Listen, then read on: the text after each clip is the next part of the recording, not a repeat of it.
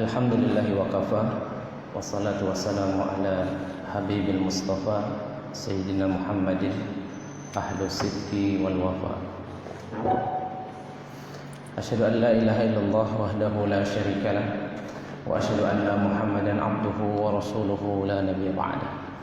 Allahumma fassalli wa sallim wa zid wa barik wa an'im ala hadzal nabiyil karim Muhammadin sallallahu alaihi wasallam wa ala alihi wa ashabihi wa man tabi'ahum bi ihsan ila yaumil ba'ts.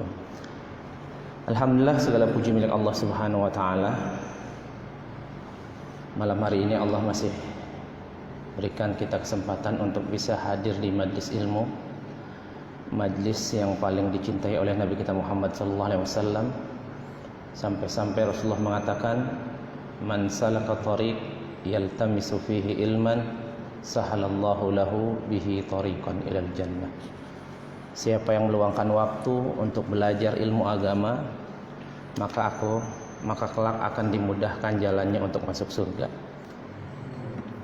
Salawat salam kita limpah curah pada Nabi Muhammad SAW, suri tauladan uswah hasanah kita. Semoga keistiqomahan senantiasa ada dalam diri kita untuk dapat menghidupkan sunnah Nabi Muhammad SAW. Jamaah yang dirahmati oleh Allah, sebelum masuk hadis ke-11, bulan lalu kita ketinggalan satu halaman, sempat kita baca sepintas saja. Sekarang saya akan lanjutkan dibaca satu lembar ini, kemudian kita akan masuk ke hadis 11. Asbab ijabatud doa.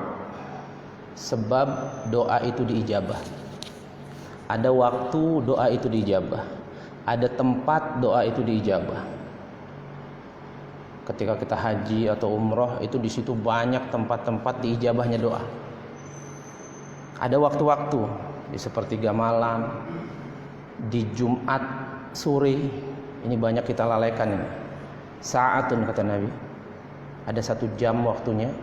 Akhirus sa'ati min nahari yaumil jum'ah. 1 jam, ada yang mengatakan ba'da asar sampai tenggelam matahari di akhir hari Jumat. Barang siapa yang berdoa di situ pasti Allah kabulkan.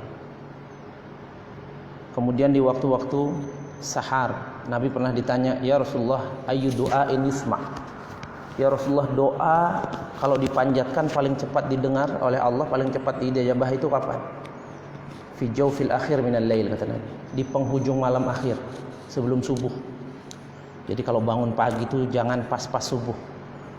Ya setengah jam lah sebelum subuh bangun, sholat ringan, tahajud misalnya 2 rakaat, tutup witir atau yang belum witir. Nah ada waktu 15 menit, itu waktu terbaik buat berdoa. Nama waktunya adalah sahar. Allah sebutkan di dalam surat Az-Zariyat, wabil ashari hum yastaghfirun. Di waktu sahar, di waktu sahur, orang-orang soleh itu beristighfar sama Allah, berdoa, memohon ampun sama Allah. Dan orang-orang yang berdoa memohon ampun di waktu sahar itu, Allah sebutkan di ayat sebelumnya, akhidina ma atahum rabbuhum. Dia akan masuk surga spesial, aku yang akan melayani langsung kata Allah. Innahum kanu qabla dzalika muhsinin. Amalannya dulu waktu di dunia ihsan. Kanu qalilan minal laili ma yahjaun, dikurangi tidur malamnya. Wabil ashar, di waktu sahar penghujung malam akhir, hum yastaghfirun, mereka istighfar sama Allah. Kemudian waktu juga fi duburi kulli salah al-fariḍah awil maktubah, dalam hadis lain. Di ujung solat, di ujung solat wajib, di situ ada disebutkan solat wajib. Kapan itu? Sebelum salam. Ini sering saya sampaikan ya. Bahkan Nabi pernah mengatakan, idza tasyahhadta, kalau kau tasyahud akhir, tahiyat akhir bahasa kita, la tansa an tas'al arba'ah. Jangan pernah kau lewatkan minta 4 perkara yang paling agung. Pertama, minta dijauhkan min azabi jahannam, dari siksa neraka jahannam, karena siksanya sangat mengerikan. Wa min azabil qabri, dari siksa kubur pun mengerikan siksa kubur itu. dijepit oleh tanah itu hatta takhtalifa adlahum, sampai remuk tulang-tulang. Dan sering kita sampaikan dulu di awal-awal pernah kita bahas hadis itu, orang yang sudah pasti masuk surga saja bisa mendapatkan siksa kubur, apalagi yang nggak dijamin masuk surga. Ada di dalam buku 38 sahabat yang dijamin masuk surga. Salah satu namanya Sa'ad ibnul Mu'ad. Apa kata Nabi? Inna Sa'ad ibnul Mu'ad lahu manaqib kabirah. Sa'ad ibnul Mu'ad ini punya kedudukan istimewa di sisi Allah. Syahida sab'una alfan minal malaikah. Waktu mati syahid disaksikan 70.000 malaikat. Taharraqa lahul arsh. Singgasana Allah itu bergetar mendengar kabar wafatnya Sa'ad bin Mu'ad. Padahal singgasana Allah ini ditopang 8 malaikat. Satu malaikatnya itu dari ujung pundak sampai ke telinganya ini, kalau kita tempuh butuh waktu sekitar 700 tahun. Segede apa tuh malaikat? Itu menopang satu singgasana dan malaikatnya ada 8. Itu bergetar.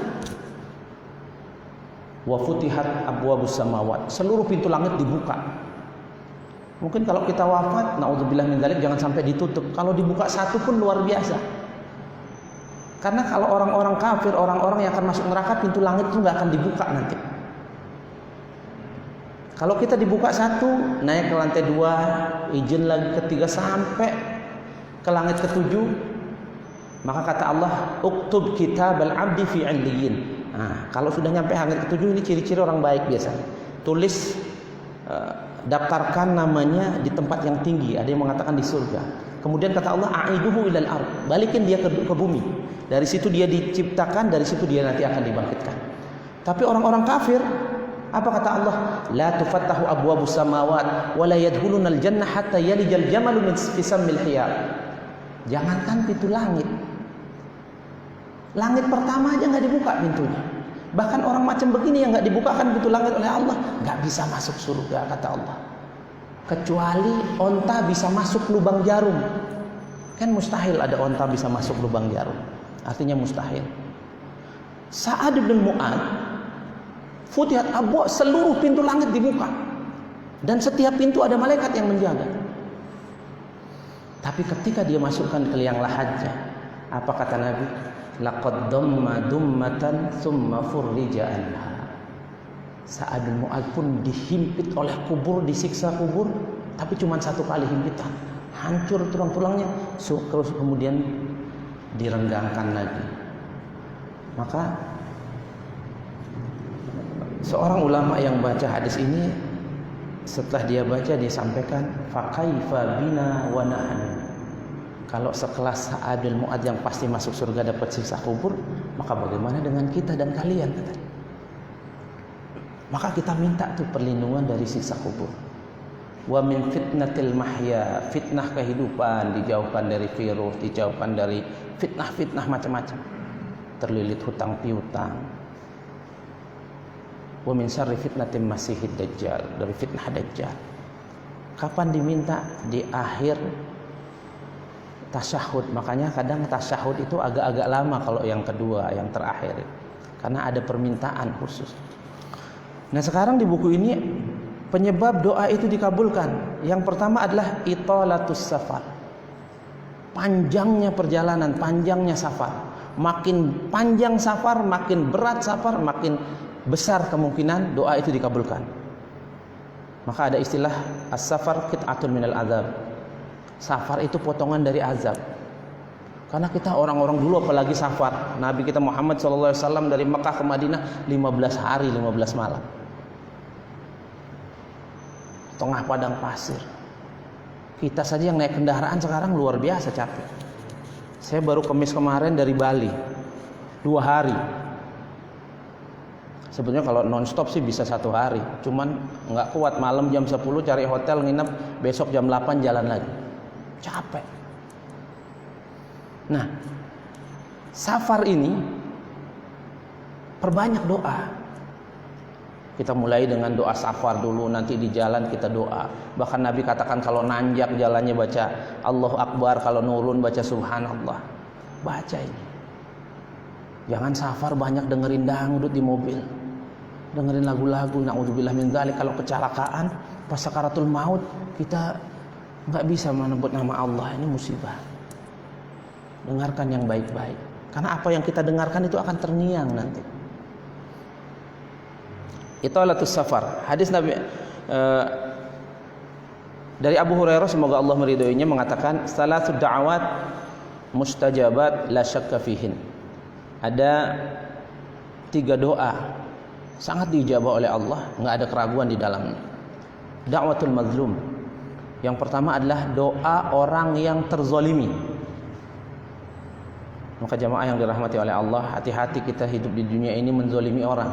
Orang yang kita zolimi walaupun nggak soleh, kalau dia doa buruk sama kita itu cepat sekali dikabulkan. Sampai Nabi katakan ittaqi da'watal mazlum. Takutlah kalian doa orang-orang terzolimi. Fa inna laisa bainahu wa bainallahi hijab. Antara dia dan Allah nggak ada jarak. Artinya apa? Kalau doa cepat dikabul. Cepat dikabul. Maka jangan banyak menzolimi orang di muka bumi ini. Khawatir dia doa buruk sama kita dikabul oleh Allah Subhanahu wa taala. Wa da'watul musafir. Yang kedua adalah dari 3 doa mustajab itu doa orang yang sedang dalam perjalanan. Wa idza tala safar kana aqrab ilal ijabah. Di dalam kitab ini dikatakan semakin panjang safar, semakin dekat kemungkinan untuk dikabulkan. Tentunya safarnya safar yang untuk kebaikan ya, karena ada orang melakukan safar untuk kemaksiatan. Li'annahu madhannatul inkisarun nafsil bitulil gharbah wa tahmilul masyaq. Karena tadi seperti kita sampaikan, safar itu ada beban, ada kelelahan di situ. Maka ini salah satu penyebab doa itu cepat diijabah oleh Allah. Yang ketiga adalah wa da'watul walid liwaladihi. Doa orang tua buat anaknya. Seorang ibu walaupun gak soleh-soleh amat, bisa jadi belum tutup aurat, tapi kalau doa buat anaknya cepat, Pak. Apalagi doa jelek. Maka ketika kita jadi orang tua, jangan sampai dalam kondisi marah kita doa buruk buat anak kita. Ini biasanya cepat dikabulkan oleh Allah Subhanahu wa taala. Maka dalam kondisi marah pun kita harus doa baik-baik. Kan kita pernah kita sampaikan atau kita masih sering dengar kisahnya banyak sekali di internet. Di Arab itu ada orang anak kecil bandelnya luar biasa. Sedang dijamu, ada tamu sedang dijamu, orang Arab itu paling memuliakan tamu. Orang Arab walaupun agak pelit, tapi kalau kita bertamu biasanya dimuliakan. Saya pengalaman jadi guide orang Arab di Bali itu, kadang ngasih tipnya nggak terlalu banyak, tapi kalau kita main ke hotelnya, ke kamarnya, jamuannya spesial semua. Bahkan dia masakan sendiri. Sampai-sampai di dalam surah Az-Zariyat kan diabadikan itu. Di surah Az-Zariyat diabadikan Abi Ibrahim kedatangan tamu malam-malam, Pak. Tamu malam-malam, jam 2:30. Ada di surah Az-Zariyat itu. Tamu malam-malam, apa yang dilakukan Ibrahim? Ibrahim itu mempersilahkan tamunya untuk melepas lelah dulu. Padahal malam loh. Dan dia pergi ke belakang nyari makanan, nggak ada makanan. Dia cuman punya 1 ekor anak sapi. Apa yang dilakukan Ibrahim? Disembelih anak sapinya. Sempat diambil daging terbaik, dibakar. Disajikan kepada tamu-tamu ini. Ala ta'kulun, katanya, silakan tuan-tuan makan. Yang datang itu bukan manusia, Pak, malaikat. Malaikat yang datang, malaikat mana dia makan daging bakar? Kalau kita doyan, malaikat nggak mau. Fa'aujasa minhum khifah. Tiba-tiba ketakutan luar biasa Ibrahim. Aujasa itu sampai nggak bisa gerak, Pak.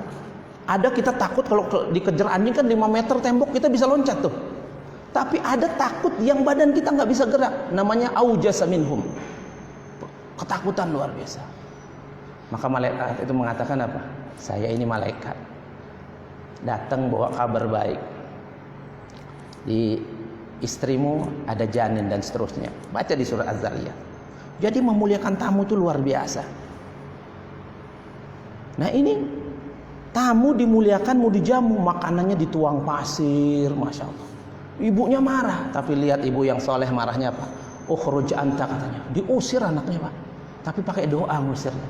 Ukhruj anta, ja'alallahu laka imam al-haramain. Pergi, ente nggak usah balik. Semoga Allah jadikan ente imam Masjidil Haram dan Masjidil Haram, 2 Masjidil Haram. Siapa mereka? Siapa orang itu? Sekarang menjadi ketua DKM-nya, Syekh Sudes, Pak. Ini dulu bandel juga. Bisa jadi anak-anak kita yang bandel-bandel sekarang itu, ya asal bandel-bandelnya wajar aja. Bisa jadi besarnya menjadi ulama, Pak. Nah, jamaah yang dirahmati oleh Allah Subhanahu wa taala. Kemudian yang kedua, sebab dikabulkannya doa, husulut tabadzul fil libas wal hay'ah.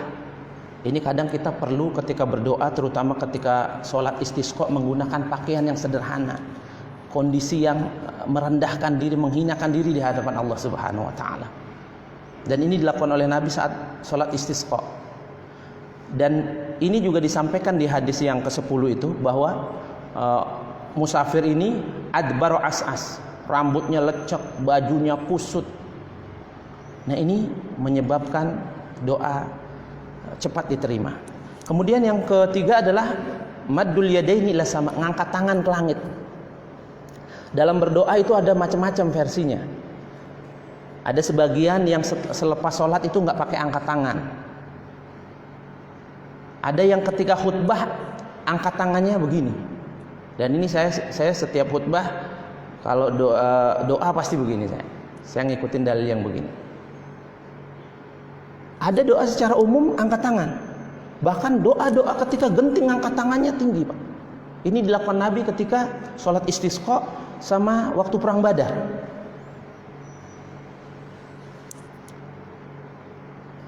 Kapan itu pengajian? Saya dengar ada ustadz baca hadis ini nih, sama nih hadisnya. Hadisnya ini masyhur sekali. Innallaha ta'ala hayyun karim. Allah itu malu. Yastahyi idza rafa'a rajul ilaihi yadayhi ay yaruddahuma sifran khaibatain.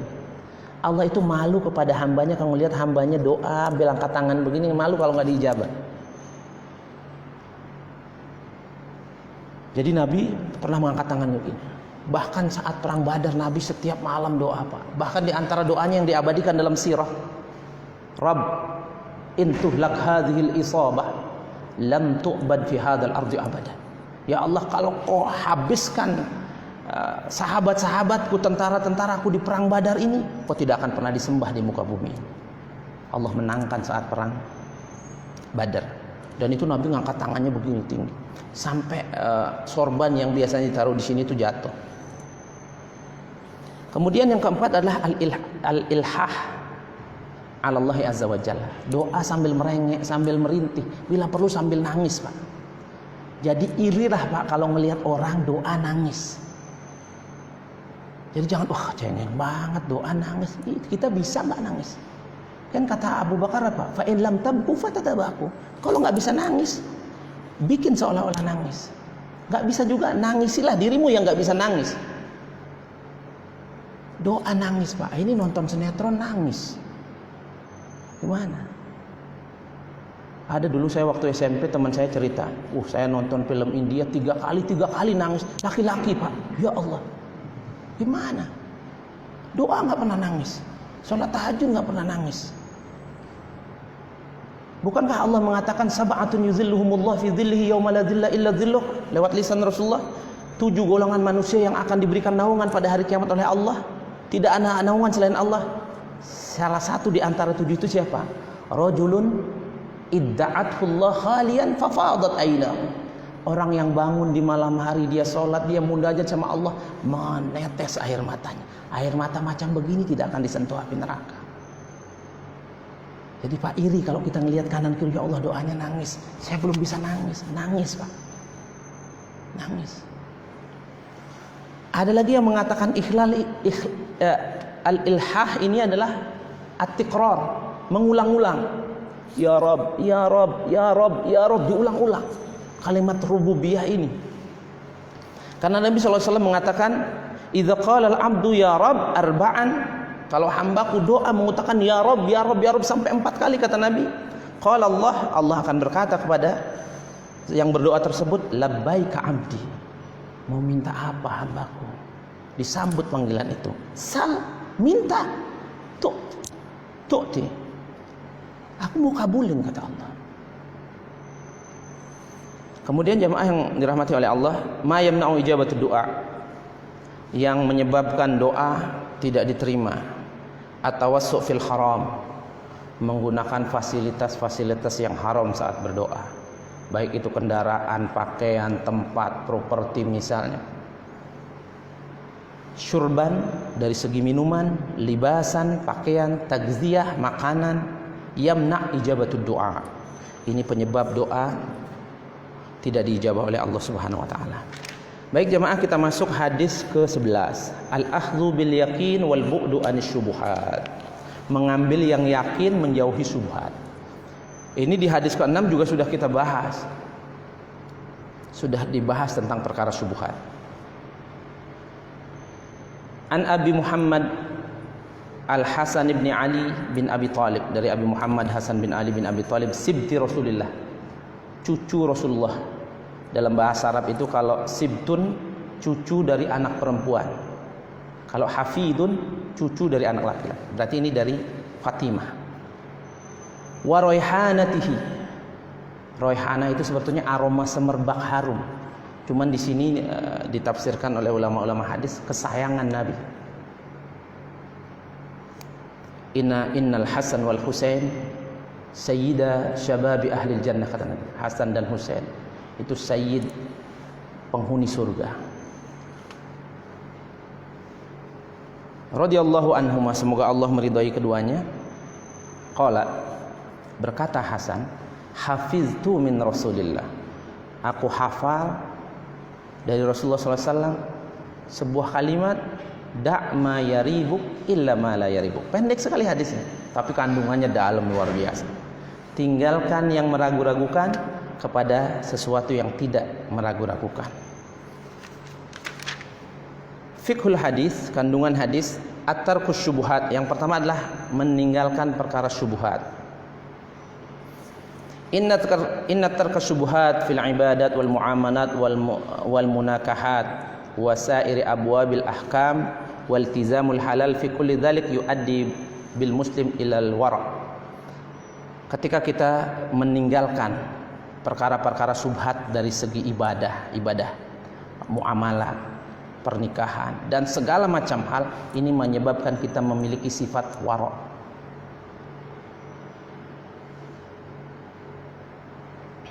Wa huwa amimun nifaq fi qat'i wasawis syaitan, dan ini potensial sekali untuk menghalang was-was dalam hati kita dari syaitan.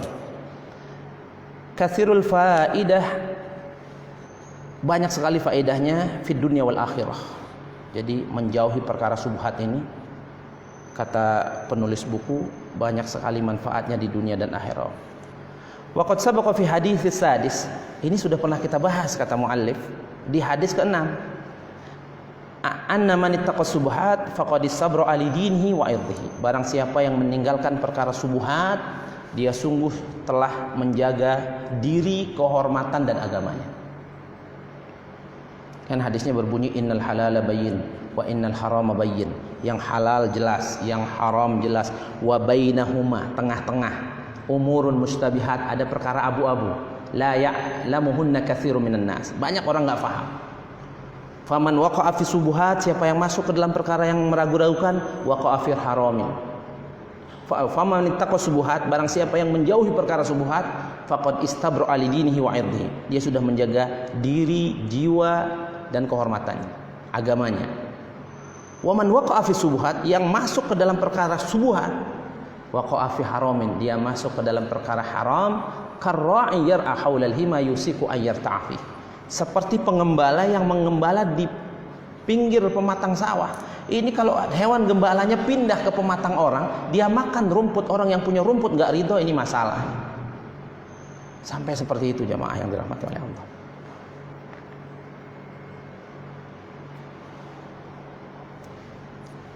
Wa innal halal al mutayakkin la yahsul lil mu'min fi qalbihi minhu syak' awir raib. Jadi perkara yang halal ini al-mutayakkin, yang kita yakini, la yahsul lil mu'min fi qalbihi min syak' awir raib. Enggak ada keraguan-raguan lagi. Bal tuma'ninan nafsi ilaihi, dan menjadikan hati itu tenang. Sesuatu yang kita yakini, baik dari segi ibadah, dari segi makanan, dari segi muamalah, ketika kita yakin kehalalannya, ini bikin hati tenang. Adapun yang enggak kita yakini, kelihatannya aja orang itu tenang. Kalau ada orang yang makan subhat apalagi haram, Pak, demi Allah nggak akan tenang hatinya, nggak akan tumakninah hidupnya. Karena Nabi katakan al-ithmu mahaka fi nafsika law ittala alaihin nas. Dosa itu yang membuat hati kita ini galau, gundah gulana. Tapi kalau orang makan halal, kita lihat di kampung-kampung kadang orang hidupnya sederhana, tenang sekali hidup. Dia nggak ada bermuamalah dengan riba. Bahkan Ustaz Hadi Hidayat pernah menceritakan di salah satu ceramahnya, kan ada orang bawa kambing, kambingnya itu mulutnya diikat sampai rumahnya. Kenapa? Takut makan rumput tetangga. Selama perjalanan itu rumput orang khawatir dimakan, jadi subhat sampai seperti itu. Mungkin kalau bahasa kita sekarang lebay banget ya. Bukan lebay. Ini orang luar biasa takutnya sama Allah. Dia benar-benar menjaga. Coba kita lihat perkataan-perkataan ulama-ulama salaf. Wa af'aluhu, dan perbuatannya, fi tarkir ribah ilal yakinil wara'. Berbagai ucapan dan sikap orang-orang salafun salih tentang perkara subhat ini. Abu Dzar Al-Ghifari, semoga Allah meridhoinya, apa beliau katakan? Tamamut taqwa tarku ba'dal halal khaufan an yakuna haraman. Masya Allah. Abu Dzar Al-Ghifari mengatakan, ketakwaan yang sempurna itu adalah meninggalkan yang halal yang berlebih-lebihan, khawatir jadi haram. Yang halal saja, yang berlebihan ditinggalin, Pak. Kalau sekarang, wah, saya pernah ngisi pengajian di Jatimulya. Pak Ustadz, jangan bahas halal haram mulu, yang haram gue susah katanya. Yang haram gue susah, Masya Allah. Padahal bulan lalu kan kita sampaikan tuh riwayat, satu suap makanan yang haram masuk ke dalam tubuh kita 40 hari Pak, ibadah nggak diterima, Pak. Gimana 1 kilo beras? Atau kita dapat uang 50.000 dari cara haram, kita pulang ke rumah berikan beras dapat 5 liter misalnya, buat anak-anak makan, hitung 5 liter itu berapa suap kali 40, ya Allah, berapa tahun ibadah keluarga kita nggak diterima oleh Allah Subhanahu Wa Taala. Abdurrahman Al-Umri, dia mendapat julukan Az-Zahid, orang yang paling zuhud. Idza kana al-'abdu wara'an, seseorang disebut wara', talqu ma yaribuh ila ma la yaribuh, dia meninggalkan sesuatu yang meragu-ragukan. Ini mirip-mirip hadis yang disampaikan.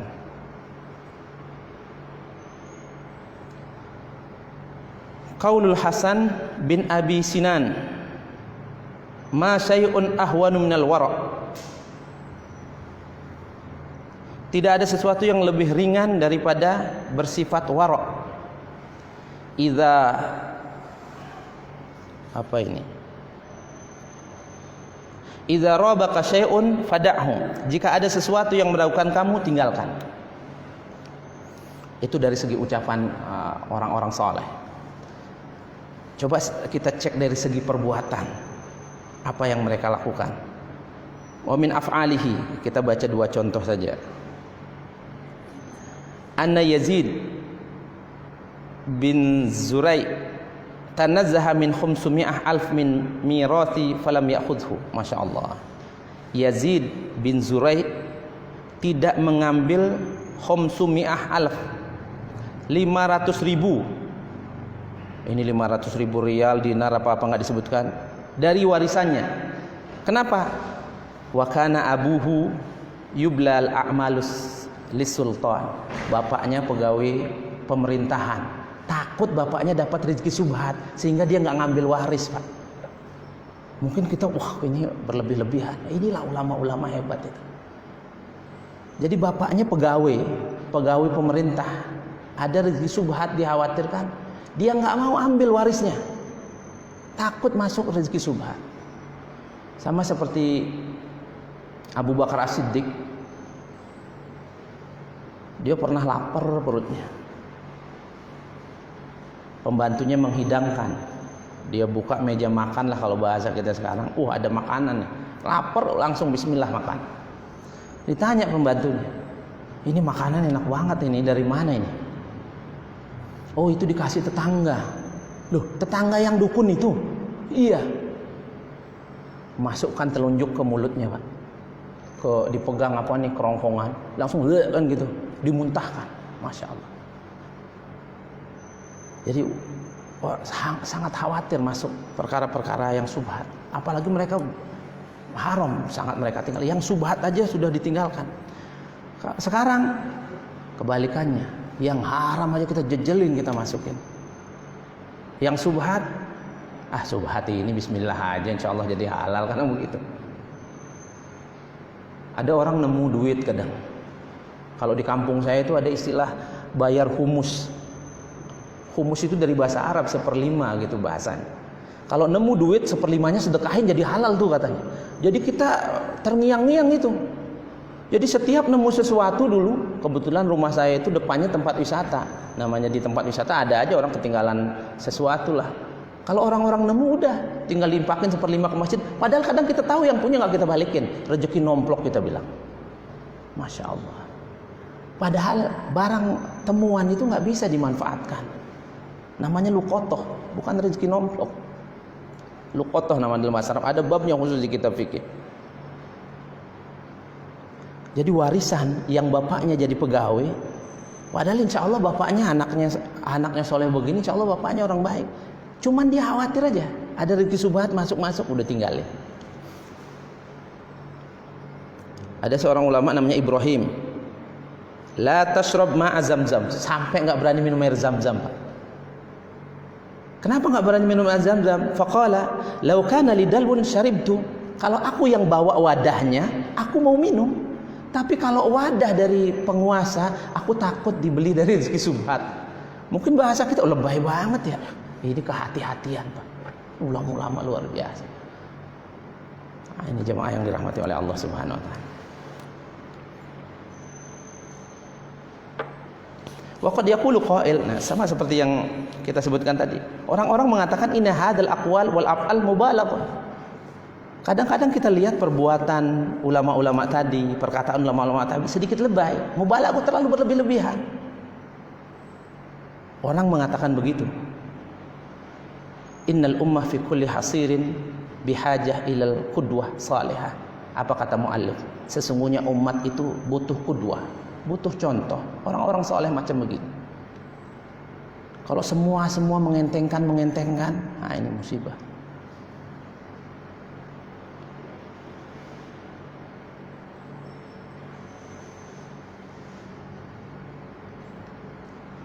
Ta'arudus syak wal yakin. Yang berikutnya adalah jika keraguan berbentur dengan keyakinan. Idza ta'arudus syak ma'al yakin, jika keraguan berbentur dengan keyakinan, akhadna bil yakin, kita mengambil yang kita yakini, Pak. Ada istilah usul fiqh, al yakin la yazulu bisyak. Keyakinan itu tidak menghilangkan keraguan. Jadi yang ragu dikalahkan. Wa mithalu dzalik, contohnya insanun tawadda, ada seorang wudu yakinan tsumma syakka hal intaqada wudu'ahu. Dia wudu, setelah wudu berlalu beberapa waktu dia ragu, saya masih punya wudu enggak ya? Maksudnya udah kentut belum ya gitu. Udah batal belum ya? I'tabara mutawaddian, Mustanidan dzalika marwahu Muslim, maka sandarannya ini kata Nabi sallallahu alaihi wasallam, hadis riwayat Muslim, idza wajada ahadukum fi batnihi syai'an, kalau kau merasakan di perutmu ada sesuatu yang agak bergerak-gerak keluar, dirasakan, fa askala alaihi ahraja amla, dia ragu-ragu, ada keluar enggak ya, fala yahrujna minal masjid, jangan batalin sholat, hatta yasma, sampai terdengar sautan, suara, au yajidrihan, atau ada aroma yang enggak enak. Jadi kalau ragu-ragu, Pak, kentut enggak ya tadi ya, batal enggak ya, kira-kira mana yang yakin? Kayaknya sih enggak kentut, enggak batal, udah itu ambil. Begitu juga kalau lagi sholat, ini sering banget, terutama kalau sholat sendirian, Pak, was-was ini luar biasa. Maka sering saya sampaikan apa?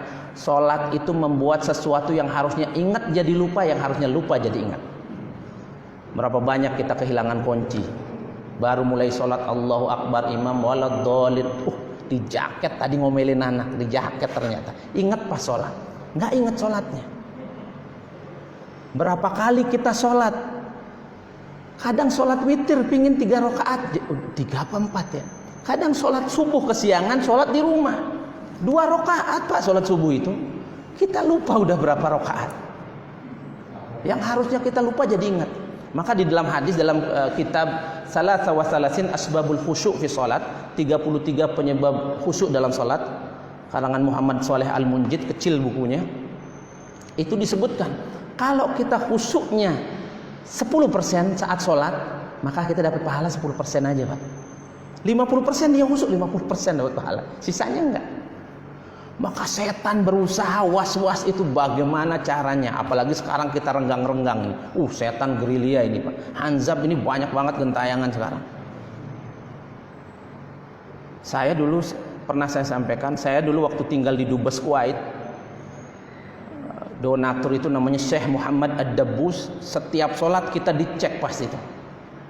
Saya kalau sholat itu malah tambah kacau, tambah nggak khusyuk. Nanti dicek, bertanya apa ya?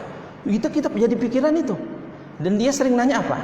Firdaus, fi raqatil ula ayu ayah, ayu surah qara'tu. Aku baca surat apa rakaat pertama tadi? Lupa, padahal yang dibaca Al-Ikhlas, Pak. Lupa kita. Rakaat kedua kita hafal suratnya Al-Kafirun, tapi kita lupa, nggak khusyuk, Pak. Makanya saya sering kalau waktu lockdown itu sholat di rumah, anak-anak ngumpul ada 6. Habis sholat tanya, ayah tadi surat apa ya baca? Surat apa yang bisa jawab, kasih uang 10.000 gitu. Akhirnya anak-anak besoknya inget-inget, aku udah tahu ya, tanya lagi dong gitu. Jadi jamaah yang dirahmati oleh Allah, kadang kita yang dibaca, bahkan kita sholat sendiri aja nih, sholat subuh misalnya sendiri atau sholat duha sendiri, duduk coba sebentar, inget-inget tadi rakaat pertama baca surat apa ya, kadang lupa, Pak, lupa, karena sholat ini amalan agung. Setan nggak mau tinggal diam, amalan ini nggak boleh ini dapat pahala full, dia nggak boleh, harus cacat ini sholatnya ini, diambillah kehusyuan itu. Maka sholat ini amalan fisik sama amalan ruh, dan dominan amalan ruh, Pak. Maka sering saya sampaikan kalau ngisi materi tentang hijrah, orang kita nih, Pak, kalau sudah datang ke masjid sudah luar biasa, sudah hebat. Baru hijrah secara fisik, tapi bagaimana hijrah secara mentalitas? Pahami bacaan sholat dari takbir sampai salam, baru ini luar biasa. Karena orang kalau nggak bisa berdiri bisa duduk, nggak bisa duduk bisa baring, bisa dengan isyarat mata saja, tapi dialog dia sama Allah. Berapa banyak orang sholat nggak ngerti yang dibaca, nggak tahu yang dilakukan.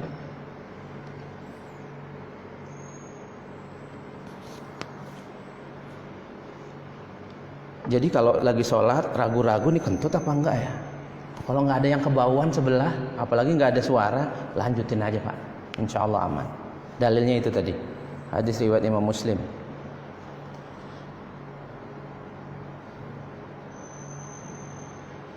At-tawaqquf inda subuhat liman istaqamat ahwaluhu. Jadi di sini kata penulis kitab, orang-orang yang meninggalkan subuhat ini adalah orang-orang yang istiqomah, orang-orang yang terjaga keistiqomahannya.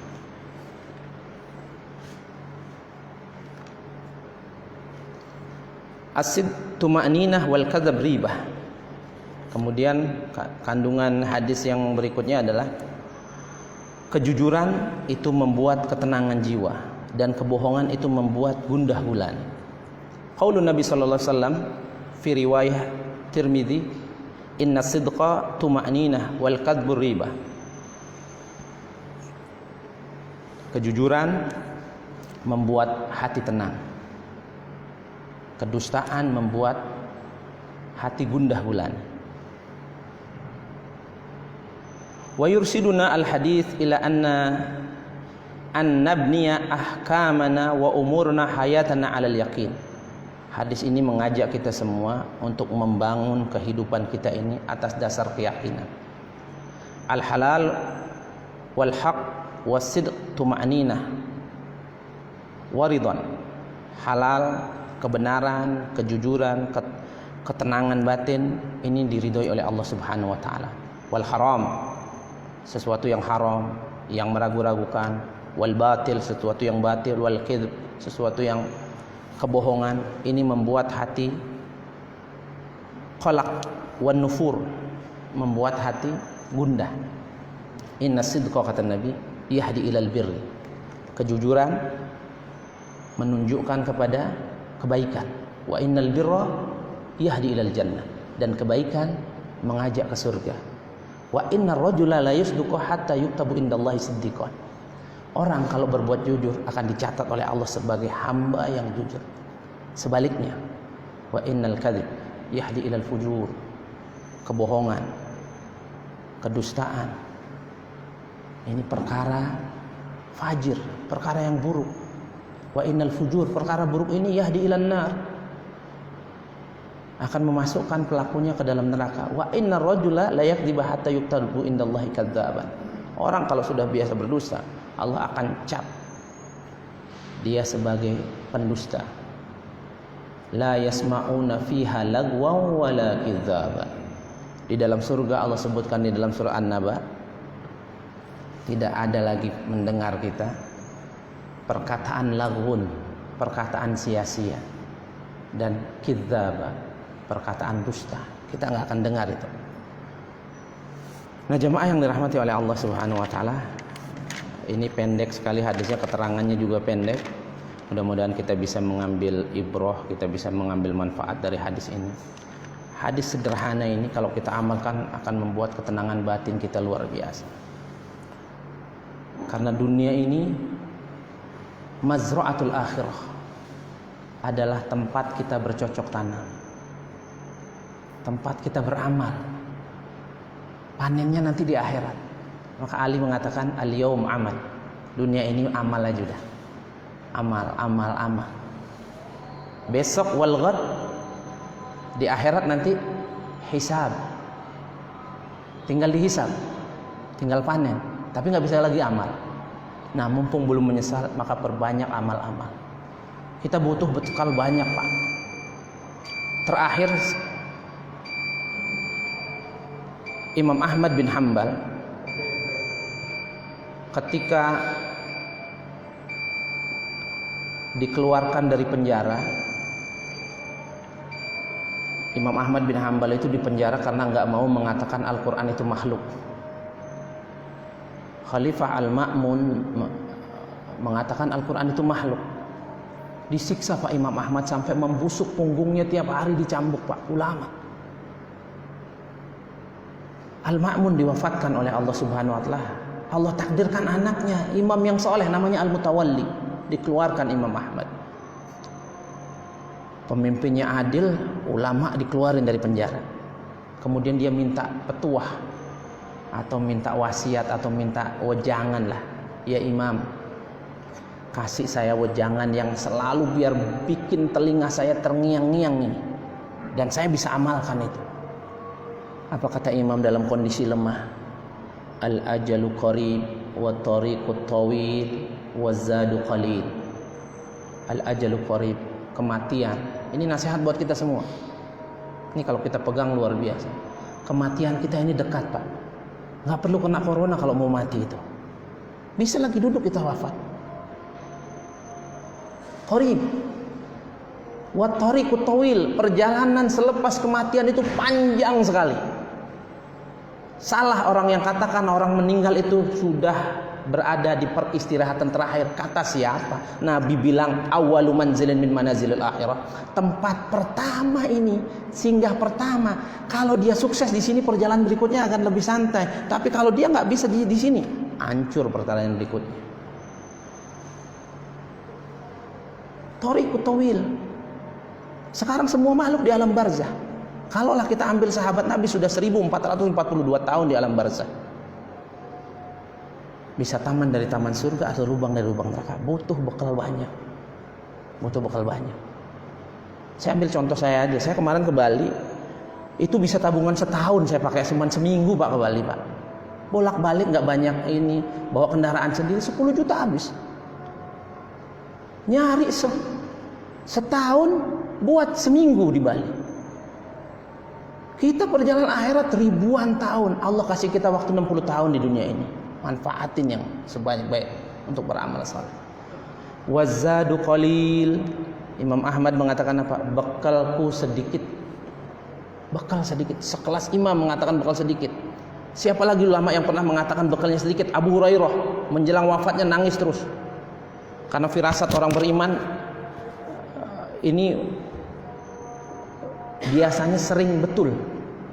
Dia merasa ajalnya sudah dekat, nangis terus, tanya sama anaknya, ya abati lima tubki, ayah kenapa nangis terus? Ayah kan masuk Islamnya umur 60 tahun, dosanya habis, 3 tahun mengabdi sama Nabi, hafal 5375 hadis, sahabat terbaik, tinggal di Masjid Nabawi, ahlus suffah. Kenapa masih takut ya?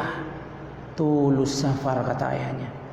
Selepas kematian ayah akan mulai perjalanan panjang itu. Wakilatuz zat, bekal ayah sedikit banget nak.